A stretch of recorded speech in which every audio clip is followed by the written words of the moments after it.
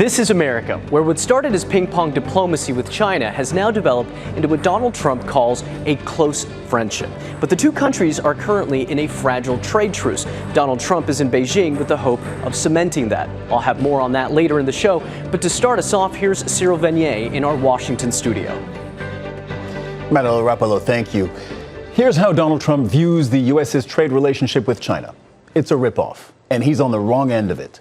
The president believes this partly because Americans buy more from China than the other way around, the trade deficit that he rails against, and partly because China, like the U.S., doesn't always play fair in business, using all of its tools to secure economic advantage. As Trump visits Beijing for the first time in nearly 9 years, looking for a win, we ask what that looks like and how to get it. But China needs us much more than we need them. World Trade Organization, which was owned by China. It was owned and paid for by China. They were making from us $1 trillion a year. They were ripping us off like nobody's ever ripped us off. And by the way, we have other countries that were just as bad. I have a great relationship with President Xi. We're doing a lot of business, but it's smart business. We used to be taken advantage of for years. So on some issues, Donald Trump can be unpredictable. His views can change over time. On trade, specifically U.S. trade with China, as you just heard, the opposite is true. The U.S. president has been very consistent that Washington must confront Beijing. Al Jazeera's Patty Culhane takes us through the twists and turns of the last 12 years. 2 years into his first term, U.S. President Donald Trump launched the first salvo in the trade war. Today, I'm defending America's national security by placing tariffs on foreign imports of steel and aluminum. In his first term, the tariffs were targeted. That all changed in his second term. I mean, I'm just doing what's fair. This is a very fair thing. Every embassy in Washington has had to deal with tariffs in one way or another, but none more so than China. It all started in February of last year when U.S. President Donald Trump put a 10% tariff on all goods coming from China into the U.S. China responded, putting tariffs of 10 to 15% on some goods. The rates peaked in April, U.S. putting up tariffs as high as 145%. From the Chinese side, 125%. But then the two countries reached a deal. The current U.S. tariff rate believed to be just over 23%. The Peterson Institute puts the average tariff rate China has put on U.S. goods and services at just under 32%. Chinese officials letting their actions speak louder than their words. As the situation unfolds, the mutually detrimental consequences of tariffs have become increasingly evident, while calls for the preservation of free trade have grown ever more insistent. Still, the numbers show the tariffs are having an impact when it comes to the trade deficit between the two countries. The deficit is the difference between what China exports to the U.S. versus what the U.S. sells to China. When Trump first imposed tariffs in 2018, the U.S. trade deficit with China was just over $418 billion, staying in the $300 to $400 billion range for a few years, but it has been dropping. Even though still sizable, the difference was just over $202 billion last year. As President Trump left for the trip, one of the big questions, will the trade truce continue? The answer will likely have a huge impact on the world's two biggest economies. Patty Culhane, Al Jazeera, Washington.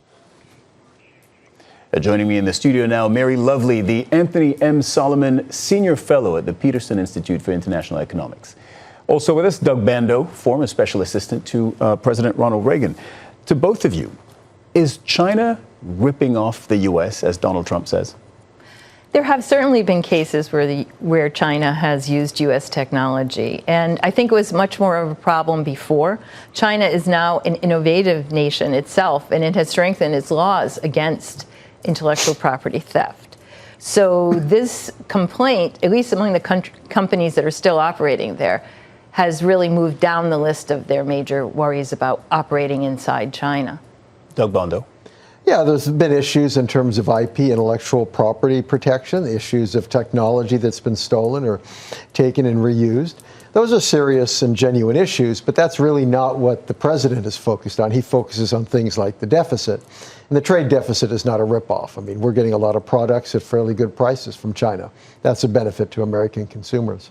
You were an advisor to President Ronald Reagan. Did Reagan worry about China? Well, Reagan worried about China more geopolitically. I mean, he was an anti-communist. He came out of the Cold War. No, I mean specifically economically, in terms of the trade relationship. Well, he wanted to have a good trade relationship, but this is a very different China. We're talking back in 1980. China was not the massive, the colossus that it is today. So the economic side was much smaller, and the hope was to attract China by bringing it into the economic system to help change it politically and to bring it closer to us against the Soviet Union. So he had a very different set of concerns about China. How did China become what it is today? Because 20, 30, 40 years ago, China was seen as producing, it was the world's manufacturing center, but it was seen as producing cheap products, low value products. That is not the case anymore. What changed? How did it get to here? Yeah, well, as Doug just mentioned, it was a vastly different country back in the 1980s. Starting in the mid-1990s in particular, it really reformed. It reformed its state-owned enterprises. It put over 1 million workers off their jobs. It freed up prices. So, before prices were set by the state, it let prices then reflect relative scarcity. And it allowed for the movement of people from the countryside to the urban areas. So the largest, domestic migration in history, really. And on the trade side, its entry into external markets or global markets was very unique. It really was dominated by multinational enterprises, which either set up businesses there in special enclaves known as special economic zones. And this trade really dominated, particularly the U.S.-China relationship. That has vastly changed over the last 15 to 20 years. Doug Bandow, China could and does argue that, both countries have very sharp elbows when it comes to protecting their economies and using all of their tools at their disposal to create space for their economies and their industries to thrive. In fact, China also saying that it is sometimes bullied by the U.S., which no later than last year imposed 145% tariffs on it. Does China's argument have merit? Well, China is certainly correct that the U.S. is willing to use its economic power, and the U.S. is no innocent when it comes to international trade. I think the difference here is that we basically have a Leninist state in China that can use private power in a very different way. They can drive their businesses towards political ends. Xi Jinping has been very much pushing on that, kind of recreating party cells at companies, punishing private companies that go the wrong way. Even this U.S. president doesn't have that kind of a power. So China has a unique ability to kind of use the private resources of the economy for coercive purposes. I was going to say, doesn't the U.S. do a version of that, an American version of what you just described? Of forcing of using government power, influence, muscle to advance the interests of its private corporate champions. Overseas? Yes. Well, we've always had export promotion. I think that what you're basically gearing toward is really using economic power for economic coercion. And the U.S. has done that. The U.S. is really the pioneer of using what some people call our underground empire, which is, our formidable control of global finance, for example. But, we've always said, yeah, but that's because we're the good guys. We're on the side of the good guys. And we've always had, in many of these cases, we've had a large coalition of countries that also agreed with that position. I think with the so-called Liberation Day that we saw last year, when President Trump really announced a trade war on all of our trading partners, that's where a big split really, came to fruition between us and what we usually think of as our partners and friends. So we've set the stage. We've given a little bit of the history, recent and not so recent. I want to get stuck in on this trip now and what Donald Trump can do in Beijing, what he can hope to achieve, and how you get to an economic win from the perspective of the U.S. president. The trade imbalance between the U.S. and China is something he's very big on. America imports far more from China than it exports, making it somewhat dependent on Chinese goods. So here are the numbers. The U.S. imported $308 billion of goods from China in 2025. That's nearly 3 times the $106 billion of goods that it exported to China in the same year. So 300 billion exports, 100 billion roughly, I beg your pardon, 300 billion imports, 100 billion exports. Part of the reason it's an issue for the U.S. is the type of goods that it imports. We're talking mass-produced electronics, machinery, clothing, things that the American public now depends on. American companies source from China to keep their prices down. The U.S., on the other hand, mainly exports big-ticket items, so we're talking semiconductors, aircraft, chemicals. These more complex products command higher prices, and for American companies, that means more profits. It also allows them to pay their employees higher wages. Doug Bandow, how worried do you think the U.S. president really should be about the trade deficit? Because he has made it the center of his policy, or the center of his vision with the U.S.-China trade policy. For him, it's all about deficits, trade deficits. Well, trade deficits, this is an accounting number. It really doesn't tell you very much. You know, the point is, unless they burn the money, the point is that money comes back. And what do you do with it? They either spend it or they invest it. You know, so from our standpoint, it really doesn't matter an awful lot which country where has a deficit or not. Are we getting good products at reasonable prices? It's fair to be concerned, I think, about de-risking. That is, do we want to be overly dependent upon a country that we especially have some political issues with for, say, protective gear or for pharmaceuticals or for semiconductor chips? And some of these issues, I think, are important, but they're much narrower than just the broad sense of, well, how much do we buy from them? Chinese are much poorer than America. The reality is Americans have higher incomes. We're going to spend more than Chinese consumers are. Mary Lovely, Donald Trump makes this the center, right, of attention, center of focus on the U.S.'s relationship with China. It's all about, in his telling of it, trade deficits. Do you agree with Doug that it shouldn't be? I think the overall trade deficit might be something we want to think about, but that's not the way the Trump administration is approaching it. They're approaching it on a bilateral. So they want to make sure that sort of, your purchases and your sales in every country net out to zero. That's just kind of crazy. It's like I have a trade deficit with the grocery store, but I have a surplus with my employer who pays me. It's the same thing. We go to certain countries for critical minerals. We go to other countries for manufactured goods. So I agree with Doug. The real issue here on our dependence on China is really about where is China dominating in certain goods that we absolutely need. Critical minerals is, of course, something that has been discussed a lot lately, and I think most people are familiar with. It's clearly something we should be working on. The overall trade deficit with China has been decreasing. China's exports as a share of all of our imports was about 22% before the first trade war. Now it's down quite a bit to 9%. Are we safer if we still have 90% dependence on them for critical minerals that we need for our cars and for our armaments? I think the answer to that is no. So they need to be focusing on resilience and security and not this overall number. If they're really serious about dealing with the trade deficit, they should be looking at the large federal budget deficit. The deficit, by the way, specifically the trade deficit with China has been halved from Trump's first term to second term. It was about $400 billion a year during Trump's first term, more or less, to down to 200. Does that mean that Trump's policies are working towards China? He's achieving what he wants? Doug? Well, if he wants to get the deficit down and that's all he cares about, then maybe he's made some achievement, though it's not clear this past year he's had much success on that.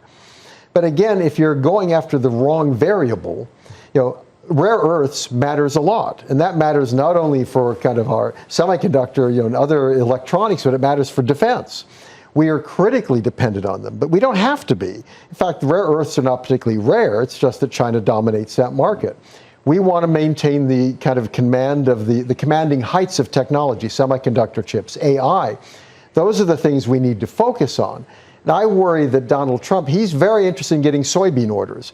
Well, I love farmers. I hope they get soybean orders. But if the question is, where do you focus your effort? What is your measure of success? I'd say it's semiconductor chips, it's rare earths, it's not soybeans. So you've both mentioned rare earths and how important that was. A couple of numbers here for our viewers. So the U.S. is more dependent on Chinese supply chains than the other way around, which you've heard both Mary and Doug say. Rare earths is the prime example here. China is the largest producer in the world by far. It mines about 70% of the world's rare earth minerals. It also processes 90% of rare earth magnets.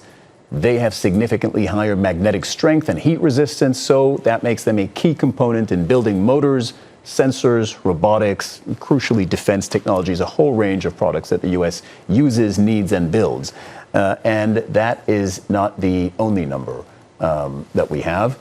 It's not the only sector where China wields significant control. The U.S. currently sources around 25% of its active pharmaceutical ingredients directly or indirectly from China. So there's pharmaceuticals. And Beijing controls about half the global production of printed circuit boards. These are the critical building blocks for electronics of all kinds. Mary Lovely, when the U.S. and China were at the peak of their trade war, and the U.S. was imposing 145% tariffs on Chinese goods, on Chinese imports, China responded by choking off the export of rare earths to the U.S. And that's when Donald Trump stopped with his tariffs. It seemed that the U.S. has no answer to this. Right now, the U.S. doesn't have an answer to this. I would argue that all of the products that you mentioned are not equally important. If we have close substitutes, or if we can ramp up production very quickly, as we did with protective devices during COVID, then it's really not a problem. We have to look at the things, particularly capital-intensive types of production processes like mining and refining, that would take a very long time for the U.S. to find a substitute for, either domestically or foreign. So there are some products that are really vitally important, and we need to focus on those. Does that mean maybe don't punch them in the face with 145% tariffs if they can do the same to you? Yeah, I mean, it's kind of shocking that the president's people didn't know this going in. We all knew this was a possibility. The Chinese, now having pulled that card and seeing the U.S. pull back, are very confident. They're going into this latest summit very confident that they have a so-called Trump card in this, which they used again later in the year, where they tried to have extraterritorial application of their own controls. So they're taking a lot of pages out of our playbook and turning around and using it. And, we have to have a response to that. But it needs to be a wake-up call, not to focus on things like bilateral trade deficits, which are just going to move the U.S. deficit around from country to country, and instead focus exactly on the things that are actually going to raise resilience and security. I want to run both of you through the delegation that Donald Trump is taking with him to Beijing. So the U.S. president has invited a group of billionaires to join him on this China trip, hoping that the Chinese president, Xi Jinping, will further open up the Chinese market to American companies. U.S. officials also say that Trump wants to create a board of investment and a board of trade with China. Biggest names in the U.S. delegation are as follows. Apple, no surprise, represented by Tim Cook. China is central to Apple's manufacturing. They also reportedly want to increase investment in Chinese research centers and renewable energy projects. Tesla's Elon Musk is there too, the world's richest man. He has deep business interests in China. Much of Tesla's car and battery production is based there. Meta's president and vice chairman, Dina Powell McCormick, is there. Meta is an interesting one because just last month, Chinese authorities ordered that Meta halt its $2 billion acquisition of Chinese firm Manus AI. Boeing is part of the U.S. delegation with CEO Kelly Ortberg. China has not bought Boeing airplanes in large numbers in nearly a decade, but that could be about to change. Boeing is reportedly on the verge of announcing a Chinese order of 500 airplanes. And one more thing, last-minute addition to the trip, NVIDIA. That's the world's biggest AI chip maker. Their CEO, Jensen Huang, has long pushed for greater access to the Chinese market. He says China represents a $15 billion opportunity. So when you listen to the names of these tech giants, these industrial giants for the U.S. that are traveling to Beijing, where do you see the most opportunity? Doug, perhaps you take this one first, for deal making or for some win or positive announcement at the end of the trip. Well, I would certainly expect that he wants something for farmers. That's probably going to be soybeans, even though we don't have a billionaire who's in the soybean trade. And it probably means Boeing. This is a high value, kind of a high profile product. What I worry about is, yes, that's a win from his standpoint. But for example, rare earths, this is a 10-year project where we need to work with other countries, expand supplies, and especially processing. It'll take time, but at the end of 10 years, we'll be in a position where China no longer has a chokehold. I worry that what we're going to see is, the promise of we were willing to buy some more, say, semiconductor chips. Well, then what are we going to do in terms of trying to protect the advanced semiconductor chips from China? What are concessions will the Chinese demand? The first Trump term, they basically didn't retaliate a lot. They kind of accepted and dealt with Trump. They have learned if you're dealing with Donald Trump, you'd better fight back. And that's where the rare earths came from. And I think that's one reason the administration was surprised, is they hadn't found China being so willing to fight back so tough. So I worry the president's, taking, what will be an easy victory for him when he comes back, but I worry about the long term as he kind of missing the most important issues that we have with China on economics. Mary, I have a question for you on the intersection of trade and national security. It's going to be off the back of this. The U.S. and China compete for economic influence the world over. They want their brands, their companies, their industries to sell and be present everywhere. Here's a specific look at how this rivalry is playing out in Latin America, which Donald Trump sees as the U.S.'s economic backyard. Manuel Rapallo reports. More than 50 years ago, a simple game of table tennis helped thaw relations between the United States and China. What became known as ping-pong diplomacy opened the door to one of the most important geopolitical relationships of the modern era. Today, the tables are turning, and Latin America, home to critical minerals, major shipping routes, and some of the United States' biggest trading partners, has become strategically important both to Washington and Beijing. If geopolitics had a soundtrack right now, it might sound something like this, because the relationship between Washington and Beijing increasingly resembles a high-stakes rally. Fast, competitive, and increasingly difficult to control. President Trump is in Beijing this week looking for leverage, with trade still at the center of the relationship. Despite years of tariffs and sanctions, China still maintains enormous manufacturing power and a massive global trade surplus. And increasingly, Latin America has become one of the key arenas where that competition is playing out. China has invested heavily across the region through infrastructure projects, mining, telecommunications, and trade partnerships. Chinese-backed projects across Latin America and the Caribbean are now estimated to be worth hundreds of billions of dollars. In Peru, China helped finance and develop the massive port of Chancay, a deepwater megaport designed to accelerate trade between South America and Asia. Chinese companies have also expanded investments in lithium, mining, clean energy, and electric vehicle production across South America, including major projects in Brazil, which has become one of the top destinations for Chinese investment globally. The United States, meanwhile, is trying to strengthen supply chains closer to home, while warning governments in the region against growing Chinese influence. But unlike the Cold War era, today's rivalry stretches far beyond Washington and Beijing. The playing field has expanded, and the stakes have become global. Half a century ago, ping-pong diplomacy symbolized a breakthrough between Washington and Beijing. Today, the relationship is no longer defined by a single issue, but by an expanding contest over trade, infrastructure, and global influence. The question isn't whether or not China's influence in Latin America is growing, but whether Washington can keep pace with Beijing's expanding footprint in the region. Manuel Rapallo, Al Jazeera, Washington. Very lovely. Donald Trump always frames the economic competition with China as a matter of political security, and for sure, national security. And for sure, some of that is to give himself political cover to do what he wants, the tariffs and other measures. What do you think is the real intersection between the economic relations and national security for the U.S.? Well, we have to have this discussion, I think, as a civil society. And, I don't pretend to know it all. I think we need to have the security people, the economists, people involved in industrial development in the U.S. to sit down and think about this. Every issue with China is not a national security issue.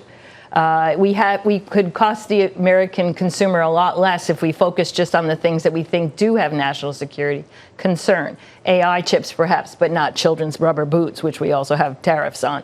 So I think that there's a lot of winnowing and sort of almost a maturing of our view of China.